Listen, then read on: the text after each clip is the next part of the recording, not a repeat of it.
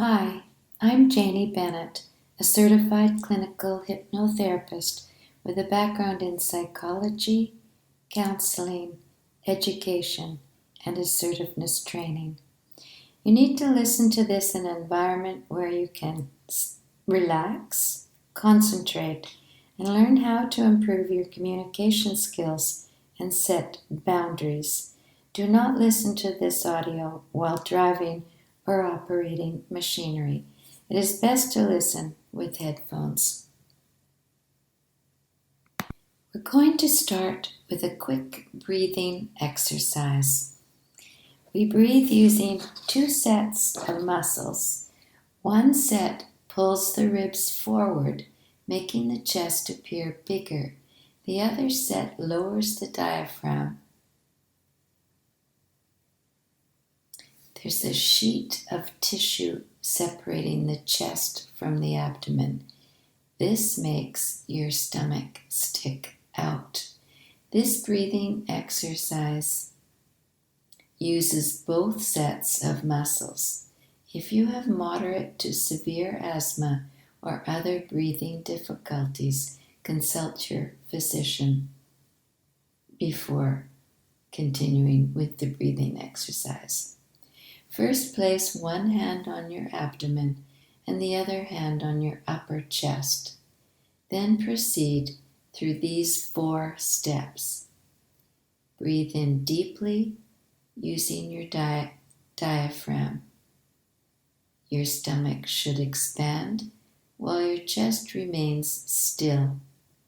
You may find it helpful to imagine that you are inflating an extra set of lungs located in your stomach.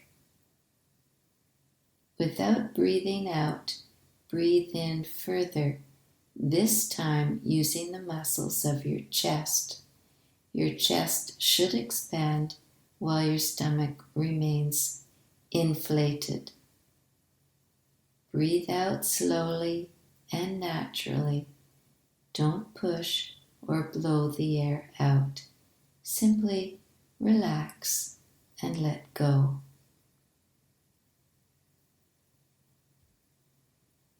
Now we're going to pause for a few seconds before starting the whole process over again.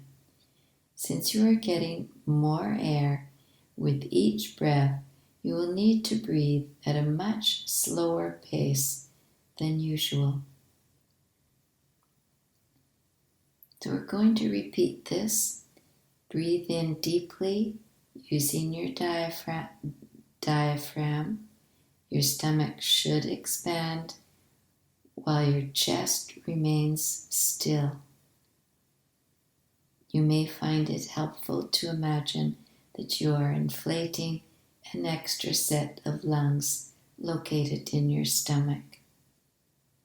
Without breathing out, breathe in further, this time using the muscles of your chest.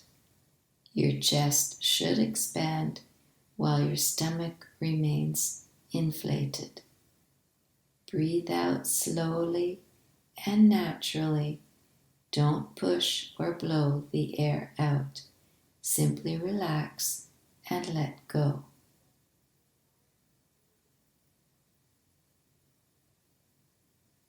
Since you are getting more air with each breath, you will need to breathe at a much slower pace than usual.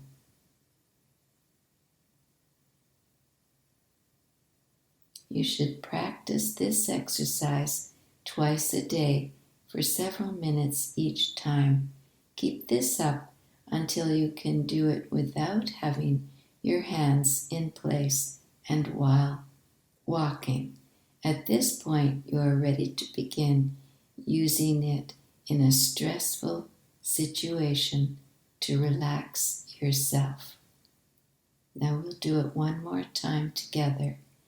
Breathe in deeply using your diaphragm. Your stomach should expand while your chest remains still. You may find it helpful to imagine that you are inflating an extra set of lungs located in your stomach.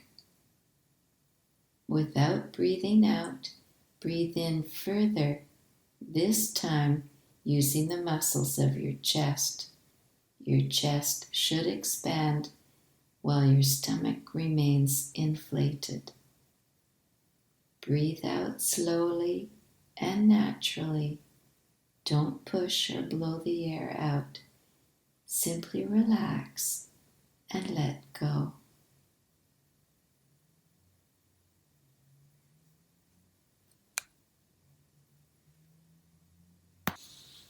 Many people in today's society fear conflict and criticism. They believe that their role is to accept and live up to the standards that other people impose. Having opinions or wishes of their own all leave them open to attack.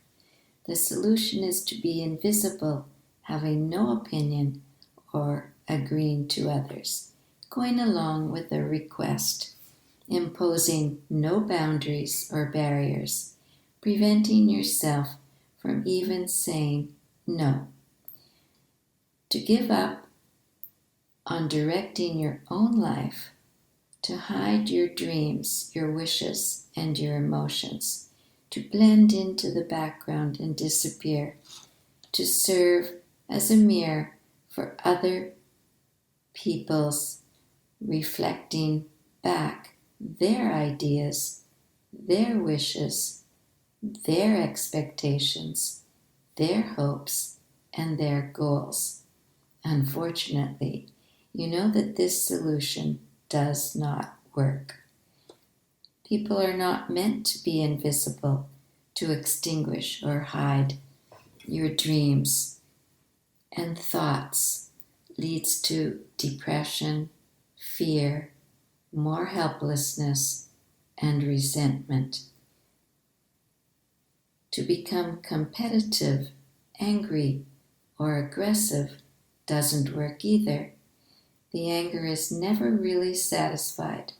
When others give in to it, is never joyful. They tend to leave the angry person alone. The real solution is to be there, be visible, expose our flaws, emotions, and opinions, our dreams, and our human selves. Assertiveness is all about being there. Being assertive may help a little to deal with violent people, but these problems deserve more specific skills. If violent people play a large part in your relationships, please address these issues with a counselor for a much longer period. Assertiveness is a style of communication that can be used to resolve disputes, turn down requests, communicate displeasure, ask for directions, and sometimes to accept.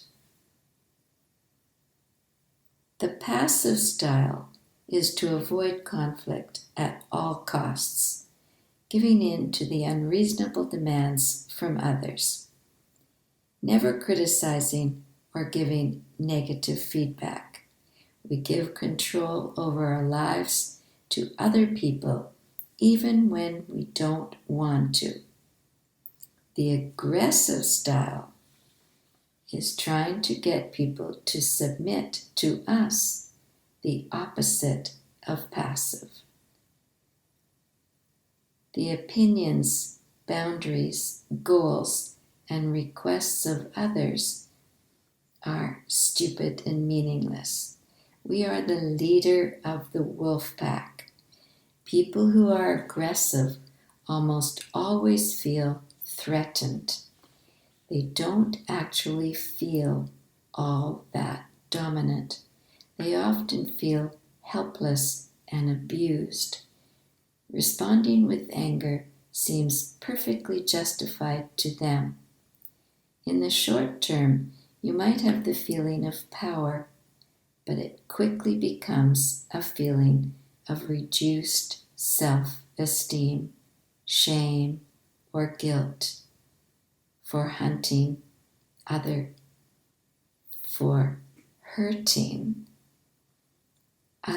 people's feelings.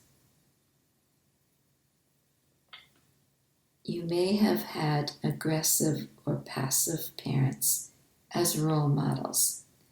The last style is the passive-aggressive that combines elements of both. Consider this example. Your employer has asked you to finish a job by tomorrow, despite the fact that you have work to do for another boss. Rather than yelling at him, aggressive style, staying all night to finish, passive style, or explaining the situation, the correct assertive style, you simply forget to do the extra job. You get your own way, frustrate the boss, and remain able to deny responsibility for your actions.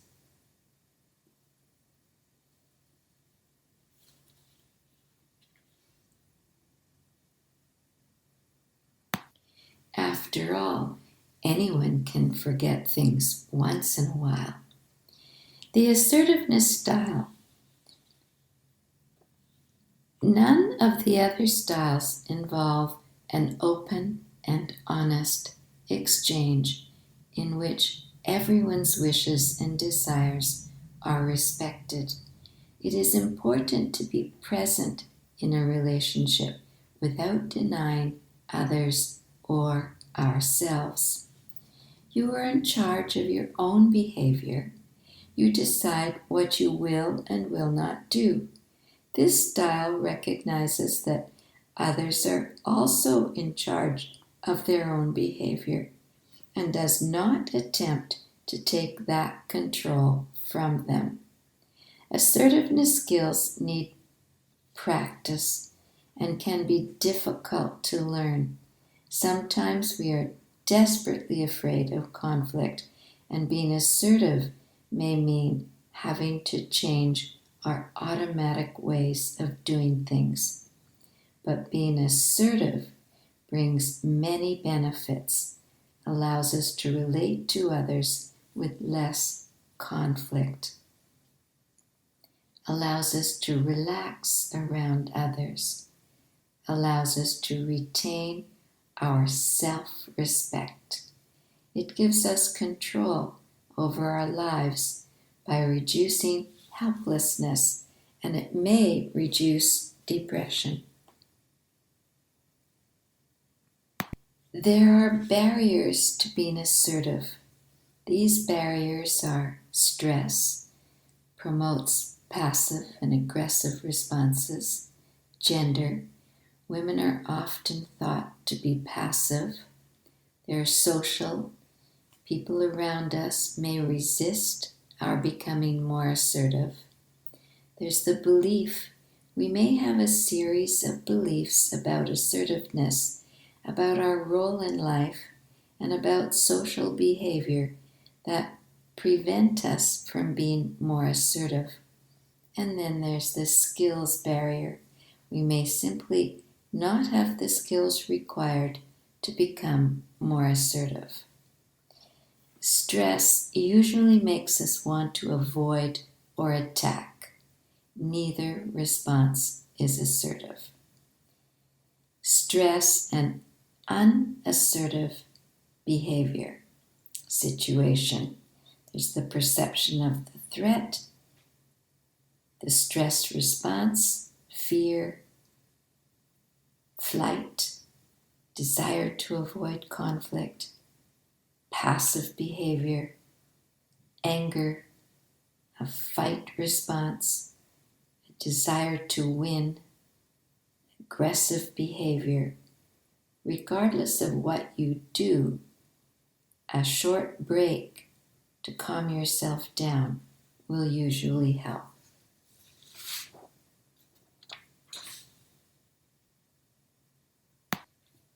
The boundary setting problem. People are used to having a certain amount of freedom. Assertiveness often involves setting boundaries around what you will and will not tolerate, especially when it affects you. Whenever you put up a personal boundary, others will usually struggle against it. As a result, when you start being assertive with someone, things usually get worse before they get better. Imagine that you live in a cooperative housing complex. One of the other residents constantly gives you some of her own chores to do. One day you tell her that you have enough to do and that from now on you won't do her work. What happens? She will probably try to push her work onto you even harder than she did before. Giving in under this pressure is a very bad idea. You would be saying, "Look, if I ever tell you what I will or won't do, get really pushy and I'll give in." Bad message. If instead you stick to your new rule, she will eventually give up and stop pushing. Here's another example. You have a child who insists on staying up watching television after her bedtime. You become assertive and tell her, "If you are not in bed by your bedtime, I will turn the television off and you will not be able to watch TV the next night." At first, your daughter may not believe you and may respond with outrage if you follow through on your promise. If you are able to keep to this new plan, however, she will eventually adapt to the new rule and abide by it.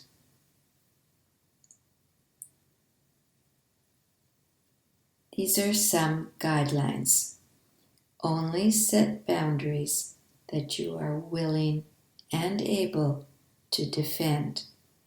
If you make threats that you cannot keep, "I'll keep this job, leave you, ground you for a year, never speak to you again," people will not take your attempts to be assertive seriously.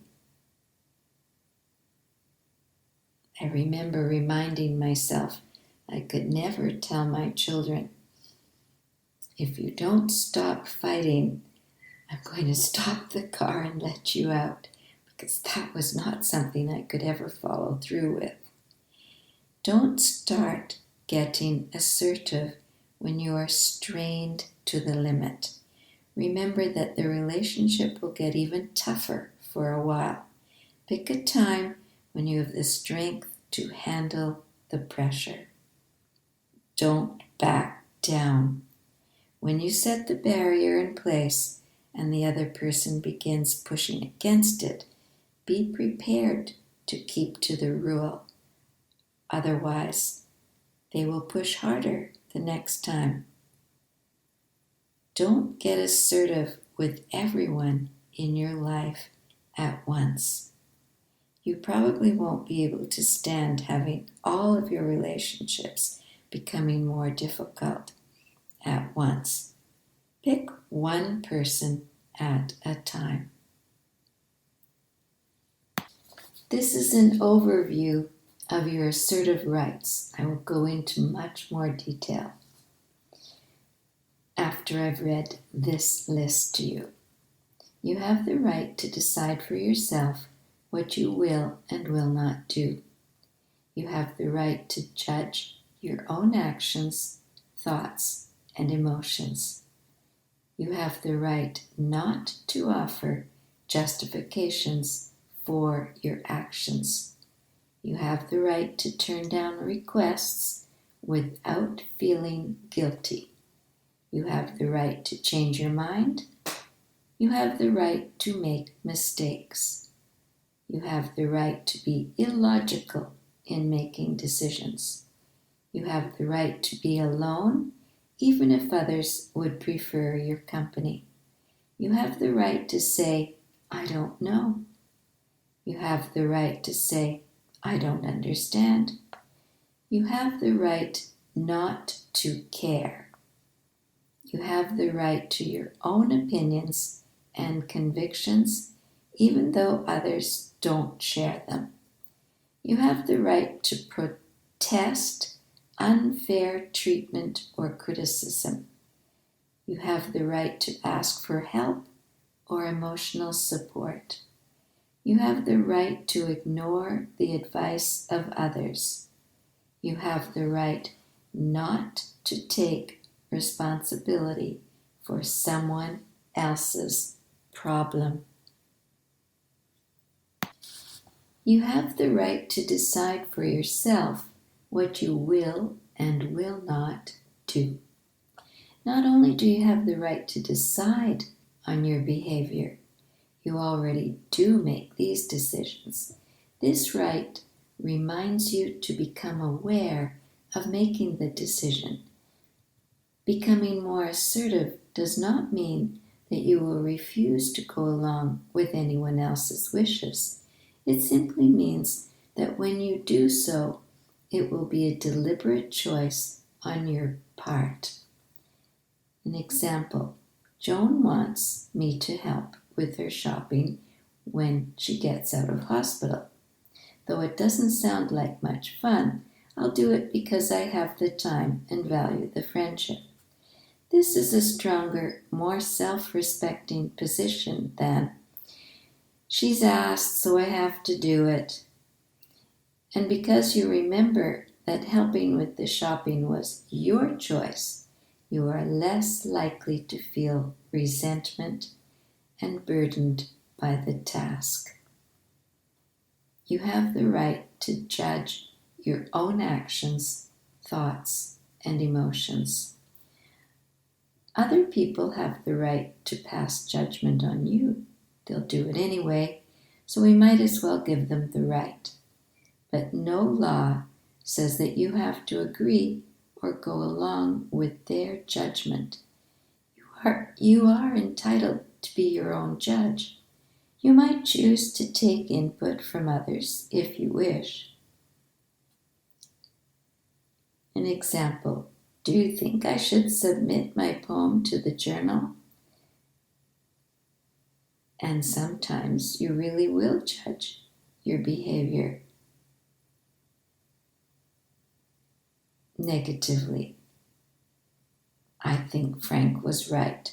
I shouldn't have turned down that offer on the house. But the ultimate judgment on your behavior is yours to make. You have the right not to offer justifications for your actions. When other people want to gain control over you, they will often try to get you to justify your behavior. The idea is that if you cannot come up with a strong enough justification, then you have to go along with their wishes. This puts you in a helpless position and elevates them to the position of control. You appoint them as your judge and plead your case before them.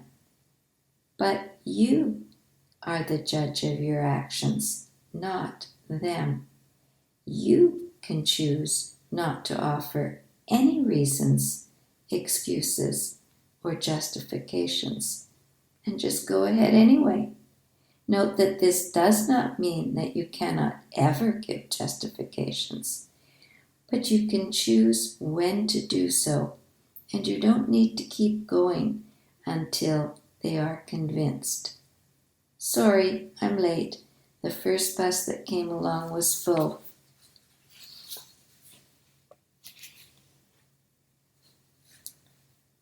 You have the right to turn down requests without feeling guilty. Your time and your life are your own.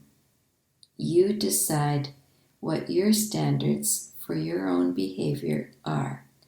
So you decide when you should feel guilty and when you're guilt-free. Your behavior will never live up to the standards of everyone around you. You are entitled to decide which requests you will go along with and which you won't. Example, okay, I will donate to the Heart Fund, but I won't go to the charity ball with Lily. You have the right to change your mind. Some people feel that once they make a decision, control over their life passes to someone else. Example, now that I said I'd go skydiving, I don't have any choice. I have to do it. But when do you really have control? Before you make a decision or after? The answer is both. When you make a decision about something, you do not lose control over your life. Saying you want to go to the lake for the weekend does not mean that the police will take you there in handcuffs if necessary. You still have the right to change your mind. Other people are entitled to be irritated if this happens a lot. But the decision really is yours, even after you've made it. And we all have the right to make mistakes. We're human. You have been waiting for the day when you stop making mistakes. Well, give up. This day will never come. You will make them for the rest of your life. But many people feel that if they make mistakes, then others have the right to seize control. You might think your judgment is bad. I'll decide where you should live. But when it's your life, they don't have the right to take control, no matter how many mistakes you make. Your brother and your driving instructor have the right to ask you to be more careful. But the act of making a mistake does not put your life in their hands. You have the right to be illogical in making decisions. No one else is forced to go along with your decisions. Their behavior is under their control. But likewise, you do not have to live up to other people's standards of logic in making decisions about your own life. Some people will try to gain control over you by asking you to explain your logic to them. This is fine.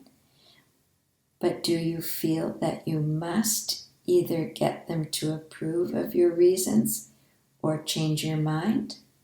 When it's your life, you have the right to be as illogical as you want.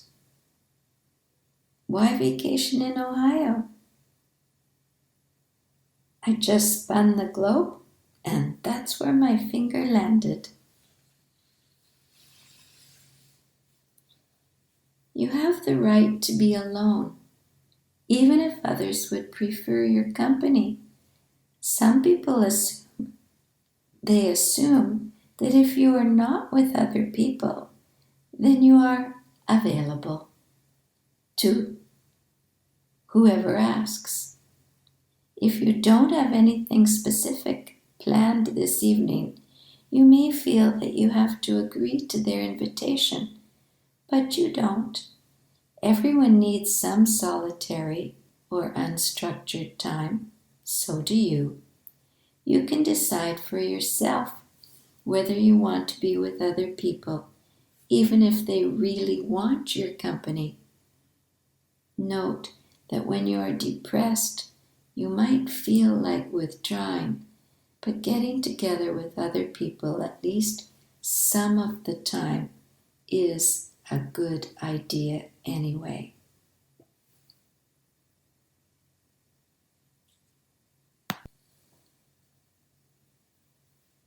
You have the right to say, I don't know. Who appointed you to be the encyclopedia? You don't know everything. You never will. And no one can force you to try. In most circumstances, it's okay not to know. Of course, your boss still has the right to be annoyed if you don't know where the Smith file is. You have the right to say, I don't understand. When you don't understand something, do you feel that you have to hide the fact? Are you unable to ask for clarification? If you don't understand, then you may need to get more information. In most circumstances, it's fine to ask, and it usually leads to a better outcome than if you pretend to understand when you really don't. You have the right not to care. Everyone has their pet projects and issues about which they become extremely concerned. Sometimes they are so enthusiastic or worried that they assume that everyone else shares their concern for the issue. But you will never feel equal concern for every social issue, and you are not obliged to pretend that you do. If your friend is intensely involved in the battle over the rezoning of Walnut Street, you are under no obligation to share this interest. You have the right to your own opinions and convictions, even though others don't share them. In order to hold a certain attitude or belief, you do not have to convince the people around you. You have the right to your convictions, even if others do not share them. This doesn't necessarily mean that your view is correct, but you do have the right to have your own ideas. You have the right to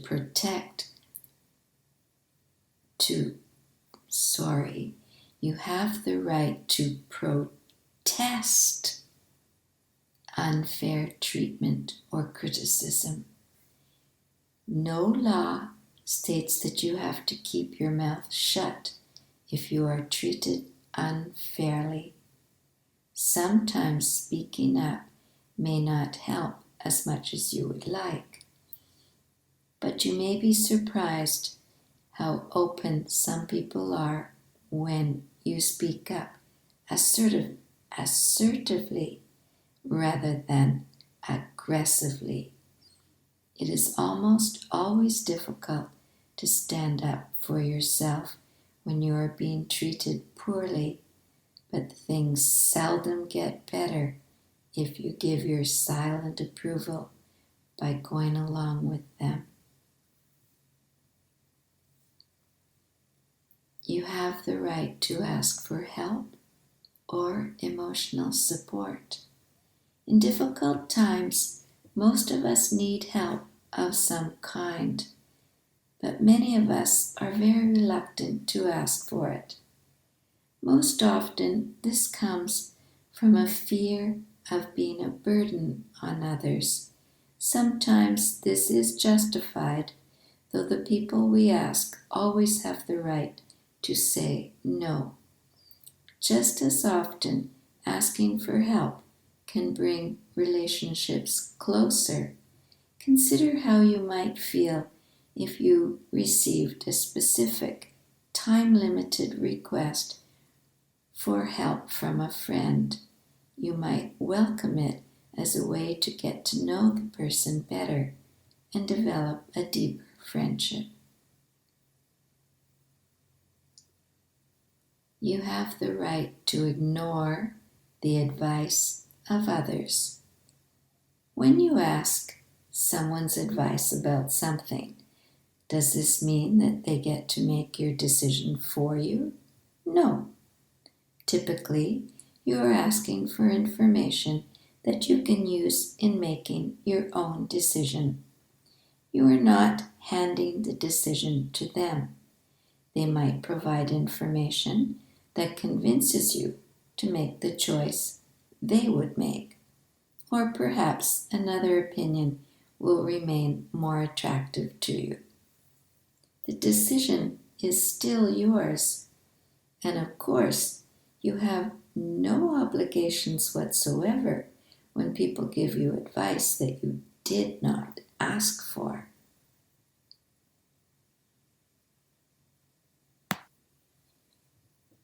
You have the right not to take responsibility for someone else's problem. When someone tells you about a problem they are having, do you experience a sense of pressure to solve it for them?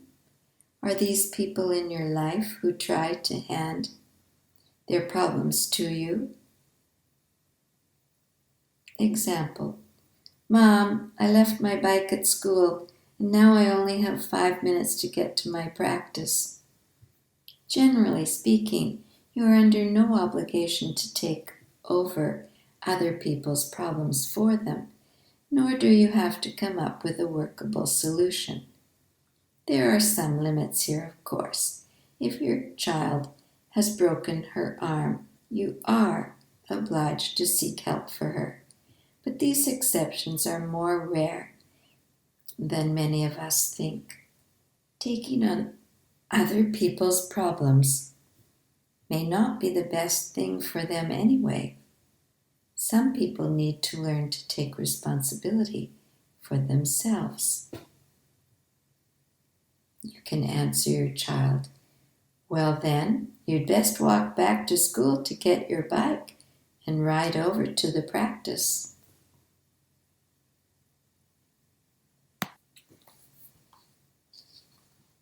Lots of people find it very difficult to accept compliments. This is especially true of people who are not very assertive. Instead, compliments get cast aside. Let's consider how this happens, why it happens, and what the effects of this behavior might be.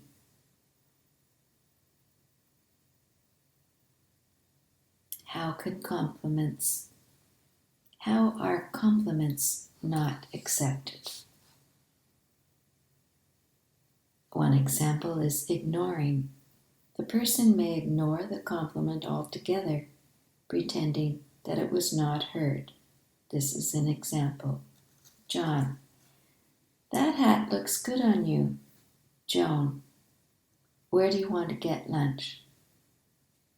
Or the remark may not be recognized as a compliment. Sally: "I'd like you to head the new department."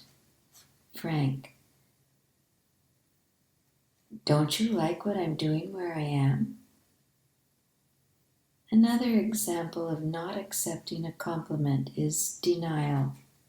The person may deny the compliment by contradicting the person giving it. Wanda: "You look great today." Jasmine: "No, I don't. I look awful." Another example is arguing.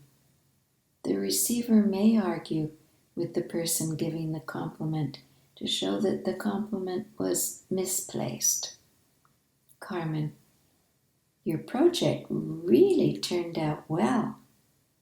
Alonso: "Nah, the attendance was lower than I projected. We didn't make as much money as we could have, and the elephant was too fat." Or another example of not accepting a compliment is joking. The receiver may joke with the other person, failing to give the compliment the weight that was meant. Karen: Listen, I really appreciate the help you gave me when my mother was so ill. Glennis, right, like I had anything better to do.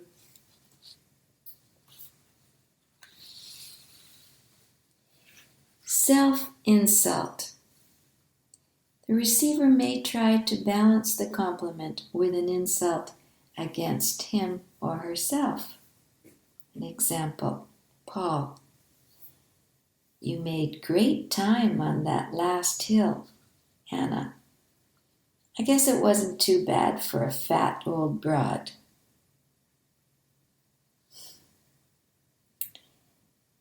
Questioning is another example of not accepting a compliment. The receiver questions the judgment of the giver. Jane, you sang beautifully. Bob, why would you think that? You must be deaf. Another example is narrowing. The receiver accepts a smaller version of the compliment than was intended. John, you look terrific. Maggie, it's these socks my sister gave me. And a boomerang. The receiver quickly returns the compliment. Jim, you were funny tonight. Ellen, you, on the other hand, are hilarious every night. Why are compliments not accepted? Many people have been taught that it is conceited to accept a compliment. They think that compliments should always be treated like a hot potato and should be gotten rid of as soon as possible. Some people feel the need to restore balance. A compliment is a positive, so to balance it out, they have to devalue the compliment, eliminate the positive, insult themselves, balance it with a negative, or give the other person a compliment in return, positive for positive. Some people fear that accepting a compliment will leave them in debt to the other person. The only way to avoid the debt is to get rid of or repay the compliment. Many people have a low self-image. When a compliment is offered, it doesn't fit this image, so they don't know what to do with it. They think there must be some other explanation for the positive impression they have made. Perhaps luck, good lighting, or the sheer stupidity of the person offering the compliment. Some people worry about the motives behind the compliment. As a result, they respond suspiciously and negatively. Why did she say that? They forget that simply accepting a compliment does not give others power. What is the effect of avoiding compliments on others? Some people think that avoiding compliments makes them look good. Others will see them as modest, down to earth, or kind. In reality, declining a compliment is an insult to the person offering it. It suggests that they have bad judgment or that their opinions don't matter to you.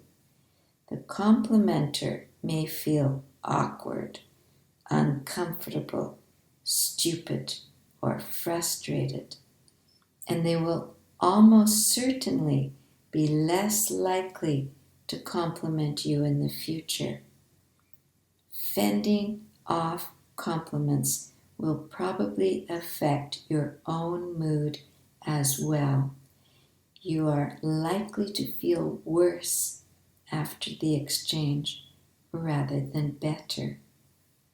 The alternative is simply to accept the compliment, thank the person, offering the compliment, and do so without narrowing it, without apologizing, without returning it immediately. All you have to do is say, thank you. It is not arrogant to accept a compliment. It is polite.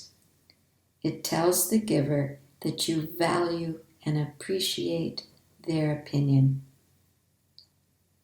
Here are some examples. Thank you. Thanks. I worked hard on it. Thanks. That's nice of you to say.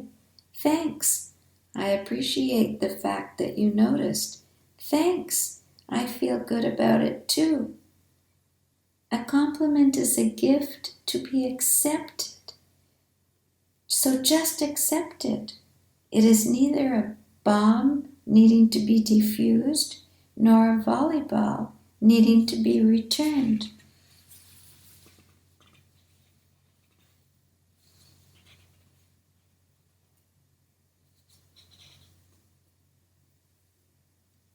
It will increase your self-esteem, make you feel happier, help you to smile when people compliment you, and they'll be much more likely to compliment you if you just say thank you. Now we're going to talk about strategies for saying no. There's nothing wrong with saying yes, doing favors, or taking on responsibilities. Problems arise, though, if you do these things because you cannot say no or don't know how to say no. Here are some things to keep in mind for those times when you wish to say no. Now let's take a deep breath in. Full breath, diaphragm and lungs, and slowly release.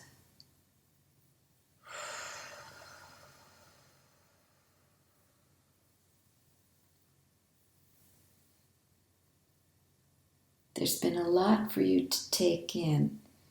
You may wish to listen to this again, take notes, have a pause now, come back to it when you feel fresh. But if you want to continue to the end, that's fine too. Just make sure you go back, take notes, review, and practice. Practice with one person at a time.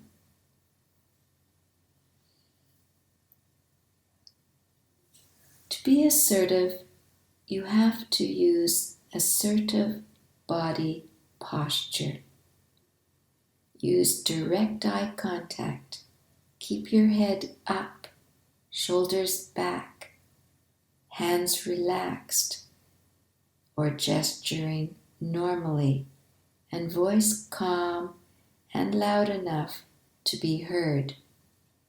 If you communicate no with your words and fear or maybe with your body, people will believe the message of your body and push harder.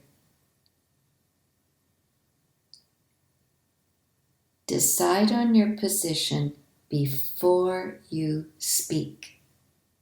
If you're not sure what your answer is, don't answer yet. Decide exactly what you would and would not be willing to do. If you're wishy-washy or uncertain, you invite others to push you into a yes. Wait for the question. Some people agree before they are even asked. Example, a friend says, "Gosh, I'm not sure how I'm going to get there. You say, oh, I'll drive you. Even a hint is enough to get you to volunteer your time. This is convenient for the other person because they don't have to feel obliged to you. After all, they didn't ask you for the favor. You volunteered.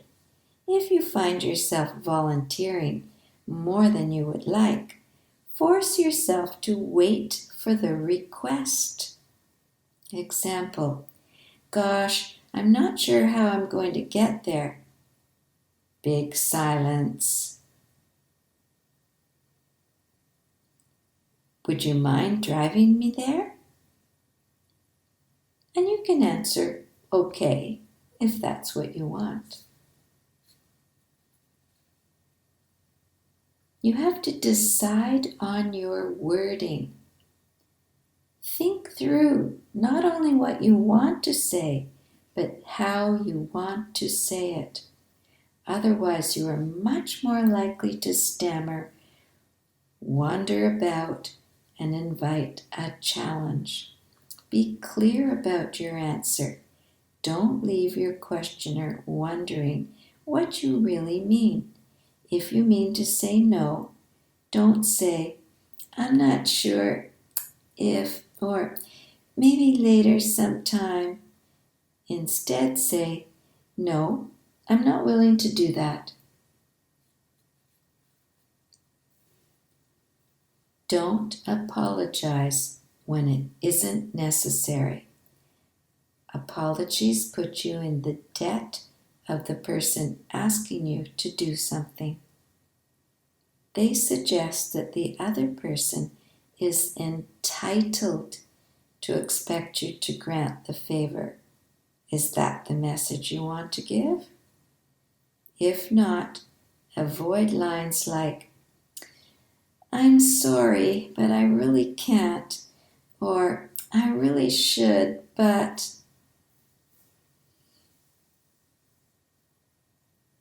Don't defend yourself or make excuses when it isn't necessary. Offering excuses about why you can't fulfill the request is usually dishonest. It's not that you can't do it, it's that you choose not to do it. Saying you can't also invites the person to help you find a way around the barrier. You can't because you have to have the car serviced. No problem. You can do that tonight. At a garage I know. Then you'll be free to drive me tomorrow.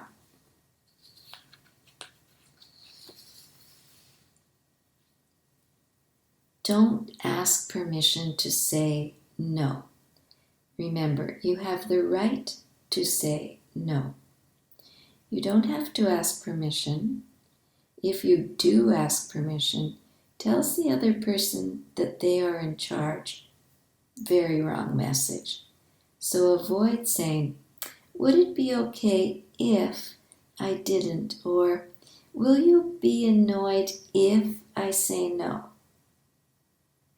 Strengthen your position. Don't expect that the other person will accept your refusal the first time. Especially if you've been saying yes for years. Be ready for them to push again and respond with a refusal that is just as strong or stronger. Don't sound like you're weakening. No, as I've said, I'm not willing to do that. Again, I'm not willing to do that. No. The broken record technique is what I've just said. No, I'm not willing to do that. No, I'm not willing to do that. Don't feel you have to rephrase your response every time. If you keep repeating the same message, eventually the other person will hear it. No, I'm not willing to do that. No, I'm not willing to do that. No, I'm not willing to do that.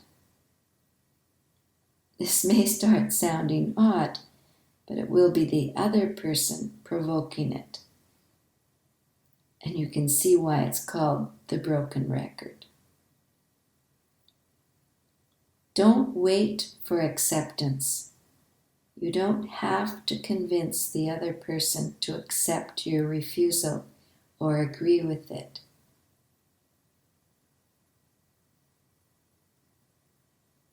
You don't see why I can't?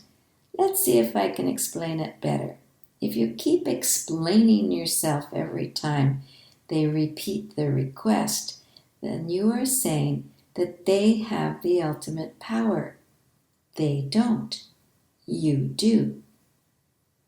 I can see that you don't agree, but nevertheless, that's my decision.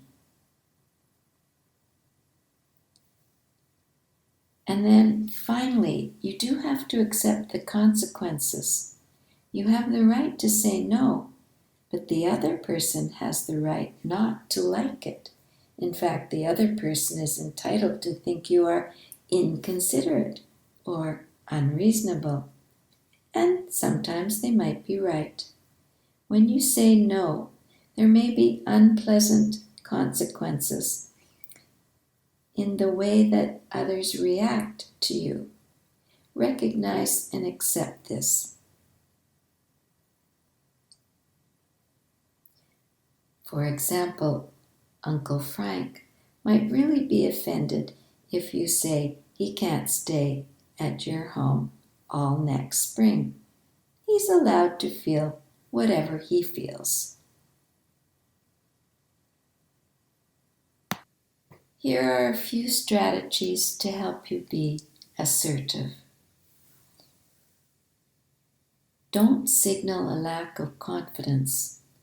Although you may be willing to change your mind, avoid signaling a feeling of inferiority about the issue. Example, I could be completely wrong about this, and you can tell me if I am, but I have sort of been thinking that. Feel free to signal your openness to other views. Sometimes you may wish to indicate that although you have an opinion, you're willing to entertain other ideas. Example, I don't have a strong preference, but I'd like to try a seafood restaurant. Own your message. Use an I message to show that you take responsibility for your view.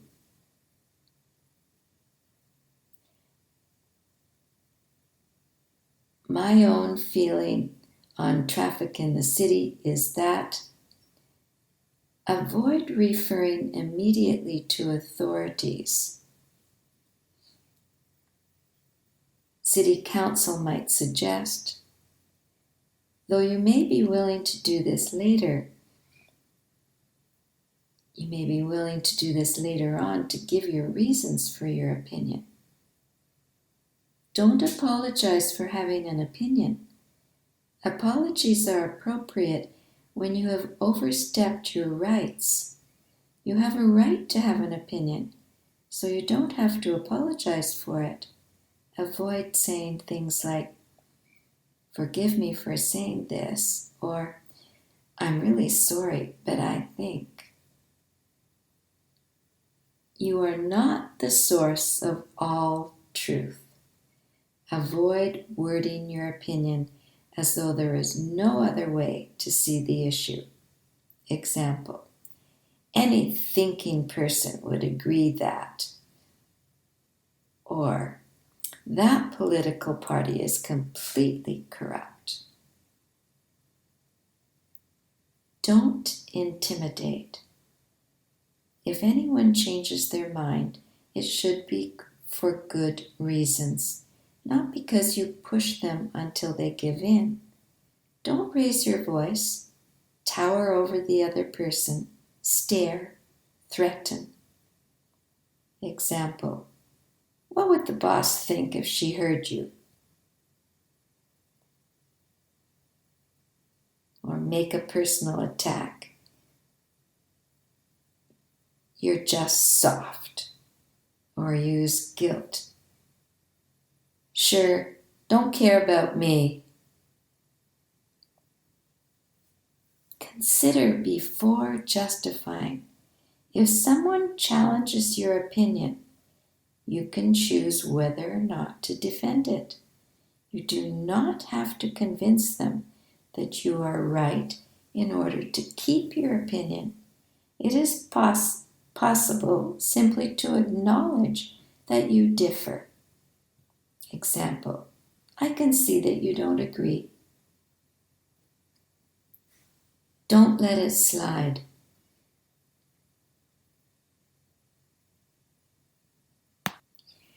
Sometimes your opinion isn't really asked for, but it may be appropriate for you to give it anyway. When someone makes a racist comment, tells a tasteless joke, or behaves badly towards someone, you can calmly express your own view. Example, actually, I don't find racist jokes funny.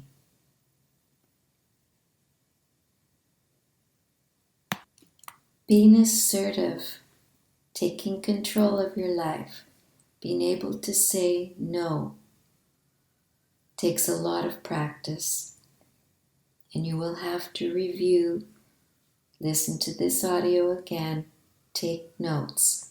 So I'm going to give you a summary of what we've discussed. Be present. Express your opinions, dreams, thoughts, wishes, ideas, and emotions. There are different styles of communication.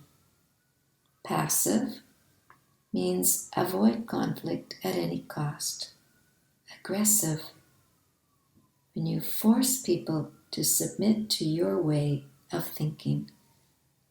Then there's passive aggressive, frustrate others and never take responsibility for your actions. But the assertiveness way is to be in charge of your own behavior, decide what you will and will not do. There are barriers to this: stress, social, gender, and lack of skills. You need to project the image of someone who is assertive. Stand up straight. Make appropriate eye contact. Speak clearly. Don't back down. Set boundaries that you can keep. Practice what to say. Take your time. Take deep breaths or wait until you are ready. Assertive rights, these are just a few of them. Decide for yourself what you will or will not do.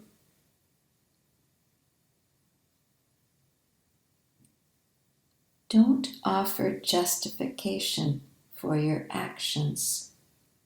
Don't change your mind. It's okay to be alone. You have your own opinions, even though others don't share them.